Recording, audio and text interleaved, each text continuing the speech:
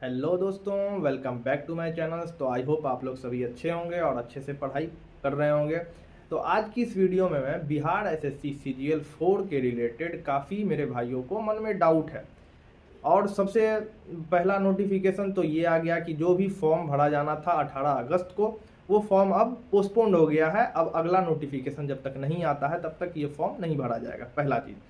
दूसरा चीज़ ये कि क्या नॉर्मल स्टूडेंट जो ग्रेजुएशन किए हुए हैं, क्या ये फॉर्म को फिल कर सकते हैं? क्या इसके लिए पीजीडीसीए करना अनिवार्य है, तभी ये फॉर्म को हम फिल कर सकते हैं? और कौन कौन सी डॉक्यूमेंट जो है ज़रूरी है इस फॉर्म को फिल करने के लिए?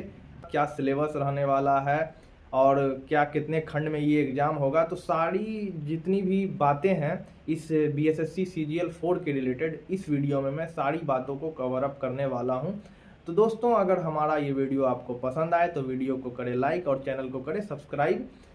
तो चलिए बिना टाइम को वेस्ट किए हुए वीडियो को स्टार्ट करते हैं। तो हम लोग जो है अपने स्क्रीन पे आ चुके हैं और ये ऑफिशियल नोटिफिकेशन जारी किया गया था 4 अगस्त को। ये जो है जारी किया गया था बीएसएससी सीजीएल के द्वारा। ठीक है दोस्त, तो जैसा कि आप देख रहे हैं यहाँ पे जो टोटल पोस्ट रहने वाला है, 6 पोस्ट पर ये जो है वैकेंसी आई है और टोटल वैकेंसी जो है 1481 है। पोस्ट का नाम कुछ इस प्रकार है: सहायक प्रशाखा पदाधिकारी है, योजना सहायक है, कन्या संखिका सहायक है। तो इसी तरह का आपको पोस्ट रहने वाला है। तो इसमें आपका डाउट ये था कि क्या हम पीजीडीसीए करना अनिवार्य है? ये सब पोस्ट जो हम अप्लाई करेंगे, फॉर्म फिलअप करेंगे, तो फॉर्म फिलअप करने के लिए क्या हमें पीजीडीसीए करना ज़रूरी है? तो इसका जवाब है नहीं भाई, आप पीजीडीसीए नहीं करिए तब भी आप इस एप्लीकेशन फॉर्म के लिए आप जो है एलिजिबल है। ठीक है, यहाँ पे साफ साफ अक्षर में लिखा हुआ है कि किसी मान्यता प्राप्त विश्वविद्यालय से आपको ग्रेजुएशन सिर्फ करना है और आपके पास उसका सर्टिफिकेट होना चाहिए। आप इस एप्लीकेशन फॉर्म के लिए एलिजिबल आप हैं। ठीक है, सिर्फ डाटा एंट्री ऑपरेटर के लिए, ठीक है, डाटा एंट्री ऑपरेटर के लिए आपका पीजीडीसीए होना अनिवार्य है। आप पीजीडीसीए नहीं किए हैं तो आप जो है बीटेक से computer science engineer BTech computer science engineer से कीजिएगा, तभी आप डाटा एंट्री ऑपरेटर के लिए एलिजिबल होइएगा। और अनदर जो पोस्ट है उसके लिए आप जो है भैया एलिजिबल है। तो आई होप ये आपका डाउट क्लियर हो गया। अब आगे बढ़ते हैं। अगला श्रेणी में आपके लिए उम्र का है, जो कि पिछली वीडियो में मैं उम्र के बारे में मैं बता चुका हूँ कि जैसा कि आप यहाँ देख पा रहे हैं, अनारक्षित पुरुष के लिए 37 वर्ष है, पिछड़ा एवं अत्यंत पिछड़ा के लिए 40 वर्ग है। ठीक है, महिला के लिए भी 40 वर्ग है। सभी कोटि दिव्यांग अभ्यर्थी जो होंगे उसके लिए 10 साल का एक्स्ट्रा छूट है। ठीक है, और एक चीज़ इसमें क्या है कि जो भी स्टूडेंट जो है भैया, वो अगर गवर्नमेंट जॉब में पहले से हैं और ये फॉर्म भर के अगर आप निकालते हैं तो उनको 5 साल की जो है छूट मिलेगी। यहाँ पे आप पढ़ सकते हैं। ठीक है, ये मैं नोटिफिकेशन जो है अटैच कर दूंगा वीडियो के साथ, वहाँ से आप ये नोटिफिकेशन को अपने मोबाइल में डाउनलोड करके आराम से पढ़ लीजिएगा, क्योंकि ये नोटिफिकेशन जो है इजीली डाउनलोड नहीं हो पा रहा है साइट से।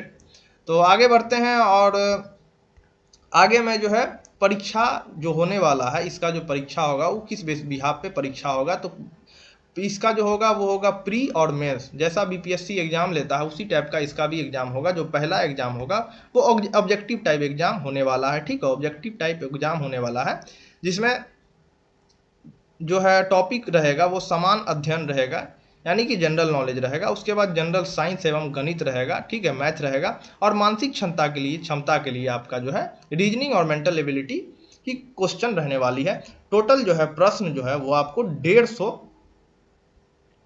प्रश्न होगी और 2 घंटा 15 मिनट इसका एग्जाम चलेगा। ठीक है, अब जो मेंस एग्जाम होने वाला है वो जो है पहला जो मेंस एग्जाम होगा वो हिंदी का होगा, और हिंदी में आपको कम से कम 30% मार्क्स लाना पड़ेगा, तब जाके है आप दूसरा प्रपत्र के लिए जो है इस एग्जाम के दूसरे पत्र के लिए आपको चयन किया जाएगा। उस दूसरे पत्र में भी सेम आपका वही सिलेबस रहने वाला है: समान अध्ययन, समान विज्ञान और मानसिक क्षमता जांच। ठीक है, अब आगे बढ़ते हैं। यहाँ पे हम लोग देखते हैं कि परीक्षा शुल्क जो है, परीक्षा शुल्क के वजह से ही जो है भैया ये जो है पूरा का पूरा खेल किया गया है। ठीक है ना, परीक्षा शुल्क की वजह से ही पूरा का पूरा खेल किया गया है, क्योंकि साफ साफ यहाँ पे आप देख सकते हैं। आपको मैं इसके नोटिफिकेशन पे लेके जाता हूँ, जहाँ पे आप देख पाएंगे कि ये जो है हमारा नोटिफिकेशन 18 अगस्त को जारी किया गया था, जहाँ पे कह रहा है कि परीक्षा शुल्क में आवश्यक संशोधन के वजह से जो है ये जो एप्लीकेशन फॉर्म का डेट है उसको 18 अगस्त से अभी पोस्टपोन्ड कर दिया गया है। ठीक है, तो ये सब खेला परीक्षा शुल्क पर ही है, इसीलिए मैं वहां से डायरेक्ट यहाँ आ गया। ठीक है, तो ये परीक्षा शुल्क कुछ इस प्रकार रहने वाला है। जनरल ओबीसी बीसी के लिए 540, SC ST के लिए 135, गर्ल्स के लिए भी उतना ही रहने वाला है। ठीक है, अब आते हैं हम लोग आरक्षण पे कि आपको आरक्षण पर छूट क्या मिलेगा। ठीक है, ये और क्या डॉक्यूमेंट लगाया जाए जो आपको इसका फायदा होगा। तो आपका डॉक्यूमेंट जो है जाति प्रमाण पत्र, अगर आपके पास है तो बढ़िया बात है, अगर नहीं है तो सबसे पहले आप कास्ट सर्टिफिकेट अपने अंचल पदाधिकारी से जाके बनवा लें या अपने से आप ऑनलाइन कर लें। उसके बाद रेसिडेंस, जो आपका रेसिडेंस मूल निवास है उसको भी आप वो सर्टिफिकेट बना लें। ठीक है, उसके बाद आपको तीसरा सर्टिफिकेट जो अनिवार्य रहेगा वो ग्रेजुएशन का सर्टिफिकेट रहने वाला है। जहां भी आप जिस भी कॉलेज से ग्रेजुएट हुए हैं उसका फाइनल मार्कशीट का सर्टिफिकेट होता है, वो आपके पास रहना चाहिए ये फॉर्म भरने के लिए। ठीक है, अब अगर आपको आरक्षण चाहिए और जाति प्रमाण पत्र है आपका बना हुआ, तो आपको सिर्फ आरक्षण नहीं मिलेगा। अगर आप ओबीसी है तो आपको आरक्षण नहीं मिलेगा, लेकिन अगर आप ईबीसी है यानी कि अत्यंत पिछड़ा से आते हैं तो इसके लिए आप आरक्षण ले सकते हैं। लेकिन जो है ईबीसी में आने से सिर्फ आपको आरक्षण, ये कास्ट सर्टिफिकेट दिखाने से आपको आरक्षण नहीं मिलेगा। एक NCL non creamy layer certificate होता है, वो आपको जिला से बनवाना पड़ेगा। जब जो है आप अपना जाति और अस्थाई निवास जाके फॉर्म NCL का नॉन क्रीमी लेयर सर्टिफिकेट का फॉर्म जब आप भरेंगे तब जाके जो है आपका ये NCL बन के आ जाएगा। और अभी आपके पास अगर NCL सर्टिफिकेट नहीं है और अगर आप अत्यंत पिछड़ा जाति से आते हैं तो ये सर्टिफिकेट बनाना बहुत ही ज़रूरी है, और आपके पास अभी टाइम भी है तो आप ये सर्टिफिकेट बना ही लें। और अगर आप दिव्यांग है या कोई भी है, ठीक है, जिसमें आपको आरक्षण मिलेगा, तो वो सर्टिफिकेट आपके पास होना काफ़ी ज़रूरी है। दिव्यांग का भी सर्टिफिकेट होता है।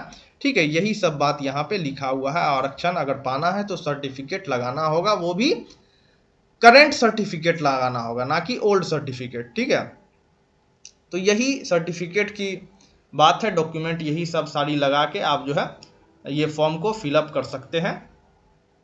बाकी एक्स्ट्रा में तो कुछ नहीं है। ठीक है दोस्त, तो ये जैसा कि आपको मैं बता चुका हूं। ठीक है, पोस्ट जो रहने वाला assistant section officer planning assistant फलाना ढिमकाना, वैकेंसी 1481। एग्जाम जो है सिलेक्शन प्रोसेस होगा, प्रीलिम्स एग्जाम, मेंस एग्जाम और डॉक्यूमेंट वेरिफिकेशन हो जाएगा। 4 अगस्त को नोटिफिकेशन आया था, 18 अगस्त से ये चालू होना था लेकिन हो नहीं पाया। ठीक है, और यहाँ पे आप एक चीज देख लीजिए कि वैकेंसी कुछ इस प्रकार से रहने वाली है। असिस्टेंट सेक्शन ऑफिसर का जो है 1064 वैकेंसी रहने वाला है। प्लानिंग असिस्टेंट का 88 vacancy, junior statistical assistant 5, data entry 1 ही रहने वाला है, ऑडिटर 125 और ऑडिटर 198 रहने वाला है। ठीक है, तो आपको यहाँ पे बता दिया गया है कि आप फॉर्म भरने के लिए क्या करें। जब फॉर्म भराया जाएगा तो उसका भी वीडियो मैं अलग से लेके आ जाऊँगा। तो इस साइट पे जाना है bsscbihar.gov.in पे। ठीक है, वहाँ से अप्लाई लिंक ऑनलाइन का क्लिक करके सब चीज़ करना है। मैं तो आपको वो अच्छे से बता दूंगा, ये मैं क्लियर कर चुका हूँ। मिनिमम एज जो है 21 रहने वाला है, अपर एज लिमिट में आपको बता चुका हूँ। ग्रेजुएट फ्रॉम रिकॉग्नाइज्ड यूनिवर्सिटी, ये सब के लिए क्वालिफिकेशन बस यही रहेगा। डाटा एंट्री के लिए क्वालिफिकेशन बस बदल जाता है, जो कि मैं आपको क्लियर कर चुका हूँ। एज लिमिट भी मैं क्लियर कर चुका हूँ, इंग्लिश में था, ये इंग्लिश में है। और ये आपको मैं बता दिया, प्रीलिम एग्जाम होगा, मेंस एग्जाम होगा, फिर डॉक्यूमेंट वेरिफिकेशन होगा। यहाँ पे हिंदी का जो एग्जाम होगा मेंस एग्जाम में, वो 100 नंबर का होगा, 100 क्वेश्चन होगा और 400 मार्क्स का होगा। ठीक है, कम से कम 30 मार्क्स लाने पड़ेंगे पेपर 2 में बैठने के लिए। और पेपर 2 जो है 3 सेक्शन में होगा, 50-50 इस सेक्शन का रहेगा। नंबर डिसाइड अभी नहीं किया गया है। ठीक है, तो अब इस वीडियो को काफ़ी लंबा नहीं करते हैं। तो कुल मिला के आप BAP BSSC CGL का सारा आपको आई होप डाउट क्लियर हो गया होगा।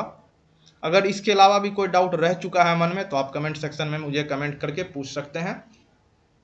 तो दोस्त मिलते हैं अगली वीडियो में, तब तक के लिए जय हिंद।